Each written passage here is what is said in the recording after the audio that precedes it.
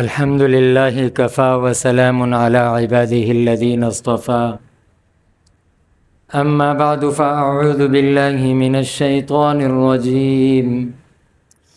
بسم الله الرحمن الرحيم. إنا أعطيناك الكوثر فصل لربك وانحر إن شانئك هو الأبتر. وقال النبي صلى الله عليه وسلم إنما الأعمال بالنيات. وقال عليه الصلاة والسلام نية المؤمن خير من عمله. وقال النبي صلى الله عليه وسلم إنما الأعمال بالخواتيم. آمنت بالله صدق الله مولانا العظيم وبلغنا رسوله النبي الكريم ونحن على ذلك لمن الشاهدين والشاكرين والحمد لله رب العالمين. اللهم صل على محمد عبدك ورسولك وصل على المؤمنين والمؤمنات والمسلمين والمسلمات وبارك على سيدنا ومولانا محمد وبارك وسلم. الله أكبر الله أكبر لا إله إلا الله والله أكبر الله أكبر وللہ الحمد. انتہائی واجب الاحترام سامعین محترم مسلمان بھائیوں، آج اس عظیم دن کے اس عظیم اجتماع میں جو اللہ تبارک و تعالیٰ کی طرف سے مسلمانوں کو ایک تحفے کی صورت میں عطا ہوا، اور اسی دن میں مسلمان بھی اللہ تبارک و تعالیٰ کے حضور اپنی قربانی اس انداز سے پیش کرتے ہیں کہ جو محبت، خلوص، اخلاص، بندگی اور عقیدت کے جذبے سے بھرپور ہو. آج کا دن عید کا دن ہے، اور دنیا میں جب انسان آتا ہے تو دو چیزیں ساتھ لے کر آتا ہے، ایک غمی اور دوسری خوشی. اسلام چونکہ مکمل نظام حیات کا نام ہے، زندگی کے ہر شعبے کو گزارنے کا طریقہ، یہاں تک کہ بیت اللہ سے لے کر بیت الخلا تک کے انسانی ضروریات کے جتنے مراحل ہیں، اسلام اپنے ماننے والوں کو ان تمام مراحل میں رہنمائی فرماتا ہے. سونا کیسے ہے، جاگنا کیسے ہے، کھانا کیسے ہے، پینا کیسے ہے، رشتہ داریاں کیسے نبھانی ہے، دشمنی کہاں کرنی ہے، دوستی کہاں کرنی ہے، محبت کی حد کیا ہے، نفرت کی حدودیں کیا ہیں. اسلام مکمل نظام حیات کا نام ہے. جب اسلام اتنی باریکیوں کو اور اتنی چھوٹی چھوٹی چیزوں کو کھل کر بیان کرتا ہے تو ہمیں اور آپ کو غمی اور خوشی منانے کے بھی طور طریقے اسلام نے بتائے. دنیا میں ہر قوم کی خوشی کے، ہر مذہب کے خوشی کے جو دن ہیں وہ کسی نہ کسی تاریخی واقعے سے وابستہ ہیں، لیکن اسلام نے سال کے 12 مہینوں میں اپنے ماننے والوں کو 2 دن خوشی کے عطا فرمائے ہیں، عید الفطر اور عید الاضحیٰ. اور یہ دونوں دن ایک بہت بڑی عظیم عبادت کے انجام دینے کے بعد ہیں. عید الفطر رمضان کے مسلسل 1 ماہ روزہ رکھنے کے بعد اللہ کے حضور اللہ سے بخشش اور مغفرت کے پروانے کے حصول کے طور پر عطا ہوئی ہے. اور عید الاضحیٰ حج جیسے عظیم فریضے اور حج جیسے ایک اتنے عقیدت اور محبت سے بھرپور فریضے کہ جہاں پر انسان اپنے وجود کے جسم کے کپڑے اتار کر، اپنے جسم کے زیب و زینت کو ترک کر کر، اپنی ہستی کو مٹا کر، اپنے سب کچھ کو فنا کر کر اللہ کے حضور پیش ہوتا ہے کہ اللہ میں کچھ بھی نہیں ہوں، جو ہیں وہ آپ ہیں۔ اور اس عبادت کے اختتام پر جو دن عطا ہوا وہ عید الاضحیٰ کا دن ہے۔ عید الاضحیٰ کے دن جو مسلمان حج کر رہے ہیں، جنہوں نے حج کیا، اللہ تبارک و تعالیٰ ان کا حج قبول فرمائے۔ کچھ مسلمان وہ ہیں جو حج کو نہیں جا سکے، وہ اللہ کے دربار میں اپنی قربانی پیش کر رہے ہیں۔ اور یہ قربانی کیا ہے؟ یہ کوئی تہوار ہے؟ یہ کوئی رسم ہے؟ یہ کوئی ہم نے اپنے بڑوں کو کرتے ہوئے جو ہے دیکھتے رہے کہ وہ جانور خریدتے تھے، ذبح کرتے تھے، گھر میں پالتے تھے، رات کو گلیوں میں جانور بگا رہے تھے، ہم نے بھی اسی طرح ایک عمل شروع کر دیا؟ نہیں نہیں نہیں، قربانی ایک عظیم عبادت ہے، یہ کوئی تہوار نہیں ہے، یہ رسم نہیں ہے۔ اور عبادت بندگی کا نام ہے۔ ایک مسلمان جو عبادت کرے اس کے اندر دو چیزوں کا ہونا ضروری ہے۔ ایک یہ کہ وہ عبادت اس انداز سے کر لے کہ اللہ کے ہاں اسے اس عبادت پر اجر دے دیا جائے اور وہ اللہ کے حضور قبول ہو جائے۔ عبادت ہے، عبادت میں اصل یہ ہے کہ وہ اللہ کے ہاں قبول ہو جائے، اور اگر قبول نہیں ہوتی تو وہ عبادت نہیں ہے، وہ عبادت نہیں ہے۔ آپ نماز کے لیے آئے ہیں، اس کی جتنی لوازمات اور ضروریات تھی، وضو سے لے کر کپڑے تک، ہر چیز کا آپ خیال کر کر آئے ہیں۔ کیوں؟ آپ عبادت کے لیے آئے۔ قربانی بھی عبادت ہے، اور عبادت کا کمال یہ ہے کہ آپ اسے اللہ سے قبول کروائیں، اللہ کے دربار میں وہ قبول ہو جائے۔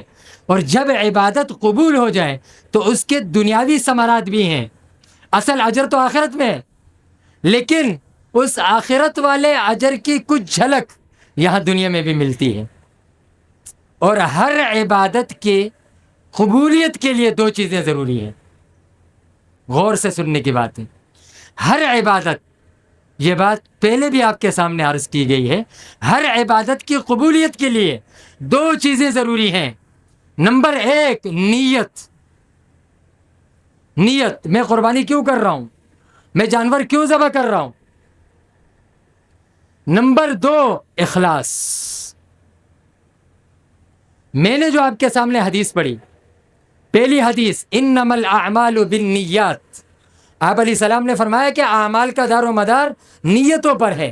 دوسری حدیث میں نے خطبے میں یہ پڑھی کہ نیت المؤمن خیر من عملی، کہ مسلمان کی نیت کرنا اس کے عمل سے افضل ہے۔ تیسری حدیث میں نے یہ پڑھی انما الاعمال بالخواتیم، اعمال کا دار و مدار خاتمے پر ہے۔ ان تینوں حدیثوں کو آپ اگر سامنے رکھیں، ہم اس کو ایک مثال سے سمجھتے ہیں۔ قربانی کے جانور کے خریداری کے لیے ہم منڈی گئے، جاتے ہوئے ہماری نیت میں فطور تھا، اچھا جانور خریدیں گے، گلی محلے والے تعریف کریں گے، وہاں جا کر ہم نے جھوٹ بھی بول دینا ہے، قیمت خرید سے 50,000 اوپر بتانے ہیں، 8 لاکھ کا لیے 10 لاکھ بتا دینے ہیں تاکہ ہمارا نام ہو۔ جاتے ہوئے نیت خراب دی۔ اب عمل کے درمیان میں نیت کی تصحیح ہو گئی، ٹھیک ہے، درمیان میں بھی نہیں ہو سکا، اب بھی موقع ہے۔ جب تک نیت درست نہیں ہوگی عمل قبول نہیں ہوگا۔ اگر میرا جانور، میری قربانی ریاکاری اور دکھلاوے پر مشتمل ہے تو میں نے اپنا پیسہ بھی ضائع کیا، میں نے اپنے جسم کو خواہ مخواہ میں تھکوا دیا۔ اس لیے سب سے پہلے اپنی نیت کا جائزہ لیا جائے کہ میں قربانی کیوں کر رہا ہوں، کس لیے کر رہا ہوں، اس کا پس منظر کیا ہے۔ اور پھر اس قربانی کا جو فلسفہ ہے، حکمت ہے، وہ یہ نہیں ہے کہ میں نے چھری تیز کروائی اور جانور کے گلے پہ چھری پھیر دی۔ اصل فلسفہ تو یہ ہے کہ خود ذبح ہونا تھا، حضرت اسماعیل علیہ السلام نے گردن سامنے پیش کر کر اس بات کا اعلان کر دیا اور رہتی دنیا تک یہ پیغام دیا کہ نہ جان میری ہے، نہ مال میرا ہے، نہ خواہشات میری ہیں، نہ کسی بھی چیز کا میں خود مالک نہیں ہوں، جب تک اللہ مجھ سے کسی چیز کا مطالبہ نہ کرے اس وقت تک کوئی چیز میری نہیں ہے۔ اصل تو جان کی قربانی ہے۔ اللہ نے یہ فضل فرمایا کہ اس قربانی کو جان سے منتقل کر کر مال پر منتقل کیا ہے۔ اب مال کو ذبح کرتے ہوئے ہم نے جن چیزوں کو ذہن میں اور دل میں اور دماغ میں سامنے رکھنا ہے وہ صرف یہ نہیں ہے کہ جانور کے 4 رگیں کٹ جائیں، نہیں، یہ مقصود نہیں ہے میرے بھائیوں۔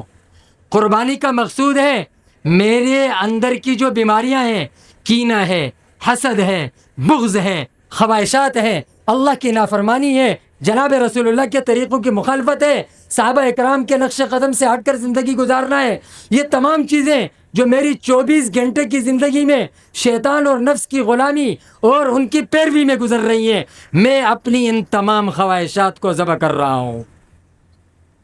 جانور ذبح کرنے سے پہلے میری نیت یہ ہو، میں نے جن رشتہ داروں کو انانیت کی وجہ سے اپنے انا کی بنیاد پر ناراض کیا ہے، بھائیوں کو، بہنوں کو جائیدادوں میں ان کے حصے پر قابض ہو کر میں نے ان کو ناراض کیا ہے، آج میں اپنی اس انا پر یہ لوہے کی یا اسٹیل کی چھری پھیر کر اپنے بھائیوں کو بھی راضی کروں گا، رشتہ داروں کو بھی راضی کروں گا۔ اصل مقصود قربانی سے یہ ہے، لن ینال اللہ لحومها ولا دماؤها، اللہ فرماتے ہیں مجھے نہ تمہارے خون بہانے کی ضرورت ہے نہ گوشت کی ضرورت ہے، ولکن ینالہ التقوی منکم، میں تو تمہارے دلوں کے جذبات کو دیکھ رہا ہوں۔ یہ قربانی کا اصل مقصود ہے اور یہی اصل فلسفہ ہے۔ اپنی نیت کا بھی ہم جو ہے جائزہ لیں اور بار بار ہم اپنے دل سے پوچھیں کہ بھئی قربانی کیوں کر رہا ہوں، کس کو راضی کرنے کے لیے کر رہا ہوں۔ اگر دکھلاوا ہے، نام نمود کے لیے کر رہا ہے تو یہ شرک ہے، اللہ کے ساتھ کسی کو شریک ٹھہرانا ہے، اور ایسے عمل پر اجر نہیں ملتا۔ ایسے عمل کرنے والے کو قیامت کے دن اللہ فرمائیں گے کہ جس سے واہ واہ کے حصول کے لیے تم نے یہ عمل کیا تھا جا کر اسی سے اجر لے لو۔ تو بار بار نیتوں کو ٹھیک کرنے کی ضرورت ہے، اپنی نیت کا بار بار جائزہ لینے کی ضرورت ہے کہ ہم قربانی کیوں کر رہے ہیں۔ آخری بات ذبح کے متعلق ہے۔ ذبح میں 2-3 چیزوں کی ہم بے احتیاطی کرتے ہیں جس کی بنیاد پر ہمارا حلال جانور حرام ہو جاتا ہے۔ نمبر 1، افضل یہ ہے کہ ہم خود ذبح کریں، اور اس کے لیے ذبح سے پہلے تکبیر کہنا، بسم اللہ اللہ اکبر، یہ فرض ہے، فرض، واجب نہیں کہوں گا، فرض ہے۔ اور اس تکبیر اور ذبح کے درمیان کوئی کلام، کوئی وقفہ بھی ٹھیک نہیں ہے۔ مثال کے طور پر کسی نے ذبح کے لیے تکبیر کہی، جانور نے پاؤں ہلایا، اس نے پکڑنے والے کو کہا کہ رسی کھینچے، تکبیر ختم، اب دوبارہ تکبیر کرے گا۔ اسی طریقے سے دوسری چیز تکبیر کے اندر یہ ضروری ہے کہ جانور کی رگیں کٹنے سے پہلے آپ کی تکبیر کمپلیٹ ہو چکی ہو۔ ہماری چھری تیز ہوتی ہے، بس رکھی اور نکل گئی اور تکبیر کمپلیٹ نہیں ہوئی تو جانور حلال نہیں ہوا۔ تیسری چیز، حاجی صاحب خود فضیلت حاصل کرنا چاہتے ہیں، بڑھاپے کی وجہ سے ہاتھ کانپ رہے ہیں، جانور کو ذبح نہیں کر سکتے، قصائی کے ساتھ تعاون کر رہے ہیں۔ قصائی کے ہاتھ پر جو ہاتھ رکھے گا یا چھری پر جو ہاتھ رکھے گا اس کے لیے بھی تکبیر پڑھنا اسی طرح فرض ہے جس طرح قصائی کے لیے فرض ہے۔ چوتھی چیز، قصائی کا مسلمان ہونا ضروری ہے، بھلے وہ بے وضو ہو، بھلے وہ جنبی ہو، ناپاک ہو، اس کا کوئی تعلق نہیں ہے، اس کا عقیدہ ٹھیک ہونا چاہیے، کہیں وہ اصحاب رسول کا دشمن نہ ہو، کہیں ناموس رسالت کے مخالفت کرنے والا نہ ہو، کہیں قادیانی اور کرسچن نہ ہو۔ اس لیے آپ تحقیق کریں، مسلمان ہو پھر اس کے بعد آپ اس سے ذبح کروائیں۔ وہ اس کو جب 18-20 ہزار روپے ایک جانور کے مل رہے ہیں، اس کو آپ کی قربانی کی کوئی فکر نہیں ہے بھائی کہ آپ کا جانور حلال ہو رہا ہے یا جو ہے حرام، اس کو اپنے پیسوں سے مطلب ہے۔ آپ کو عبادت ہے عبادت کو سیکھ کر کرنا، سمجھ کر کرنا اور اس کو آخر تک پہنچانا یہ آپ پر لازم ہے۔ اس لیے کوشش کی جائے کہ نیت سے لے کر کے آپ کے ظاہری وجود تک تمام چیزوں میں آپ کے ہوش و حواس حاضر ہوں اور آپ کی قربانی ایسے خلوص اور جذبے کے ساتھ ہو جیسے خلوص اور جذبے کے ساتھ حضرت ابراہیم علیہ السلام نے اپنی قربانی پیش کی۔ اللہ تبارک و تعالی عمل کی توفیق عطا فرمائے۔ صفیں درست